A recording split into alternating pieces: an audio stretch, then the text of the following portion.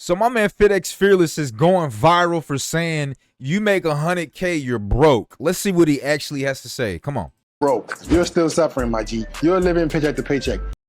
$100,000 a year, you're broke. You're still suffering, my G. You're living paycheck to paycheck. Inflation is through the roof. The cost of living is through the roof. If you're living in a major city where rent is $2,000, $3,000 a month plus for a one-bedroom apartment, 100K a year is not that much money. 100K is only 8.5K a month. So if you $3,000 is rent, 30% is going to taxes. How much money do you have left? You can't reinvest that to make more money. So you got to be learning how to make more money because just 100K is not enough.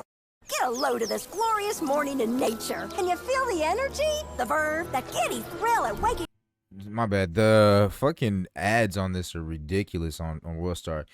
So FitX said making 100K, you're broke, you guys. So let me put my 10 cents on this, you guys. So if you follow me for a minute, I was very open about how I made my 100K for the past two and a half years, you guys, working a bunch of jobs. And so you're not broke if you're making $100,000 a year. Yeah, it sounds good when you say stuff like that, but you're not broke. You're definitely not broke, but you're not living very comfortably. You're living comfortable. You live comfortable. Like honestly, you're living comfortable. You could pretty much do whatever you want when you're making 100,000. I was living on my own.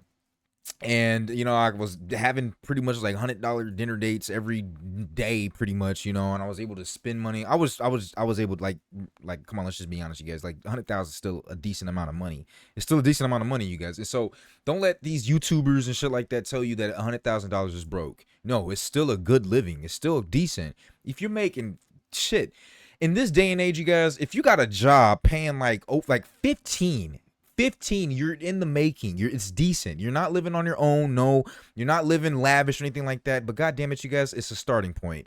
Now, my personal opinion on how to obviously do better and stuff like that, you guys, you shouldn't be spending $2,000-$3,000 a month in rent anyways. Like, we live in an era, you guys, inflation is crazy. Like, there's just no point. I work at in a total loss department at this law firm, right? And so I'm able to see everyone's contracts. I have everyone's contracts, and this is just the same as when I was working in real estate doing refinancing for properties. I was able to see everyone's credit debt obligations. Why in the hell are you putting that much like, it doesn't make sense to even be spending $2,000-$3,000 a month in rent. This doesn't make sense. Move back with your fucking people. It's one thing I wish I did. I'm still glad I had the experience of living on my own for the few years that I did do it. But one thing I wish I did was make my money and stayed home with my family, with somebody, a roommate, something like that, you guys. I really wish I would have did that. Why? Because I would have been in such a better position. $2,000-$3,000 a month, you guys. That's $24,000 to $36,000 a year in money you're not seeing back for rent. It just doesn't make sense, you guys. There's always ways to make your money go further and last longer. And so, in my honest opinion, you guys, it just doesn't make sense. Like me being refinanced, you guys, I have my loan license and my real estate license. I can go be a real estate agent today if I wanted to, or I could go. I even got an offer from Zillow to be a refinance loan originator, you guys.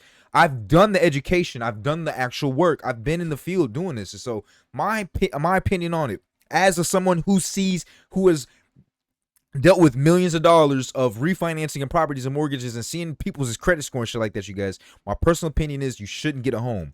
You should not get a home as your dream home. You should have 5 starter homes. In my personal opinion, this is the way that I will absolutely do it. Even if I was a multi-millionaire, I would not spend millions of dollars on a fucking nice-ass super home. It just doesn't make sense. I'd rather spend $200,000-$400,000 to get a house in like a middle class area where there's a bunch of people, which is a little bit more affordable than having a super luxury house.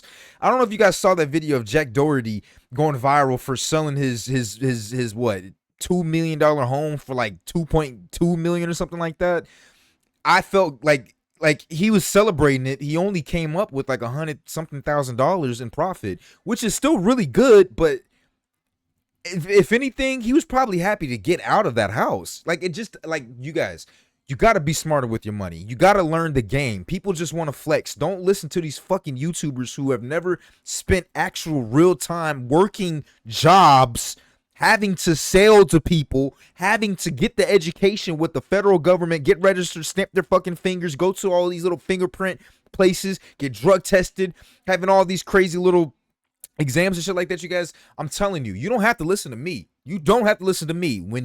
If you ever get to that kind of place where you can make that kind of money, how about you find out for yourself? Taxes are only going to go up. People complain so often about taxes going up. What about that Lamborghini you just got? Guess what? You get in a total loss, you're still going to have to pay for that car, or your credit is going to take a hit. You're going to get additional late charges until the total loss process has been completed. People don't tell you about these things, you guys. Insurance is crazy as fuck, you guys. Like, dude, there's so many better ways to use your money. Getting into rent, $2,000-$3,000 for rent, just does, like, come on, you guys. Like, you could do so much better. You could just do so much better. Yeah, of course you're gonna be living paycheck to paycheck if you're doing that. $2,000-$3,000 for rent. You got a $600-$700 car note plus $300-$400 a month in insurance. You're already $4,000 down in the hole just for what? For trying to stunt, trying to flex.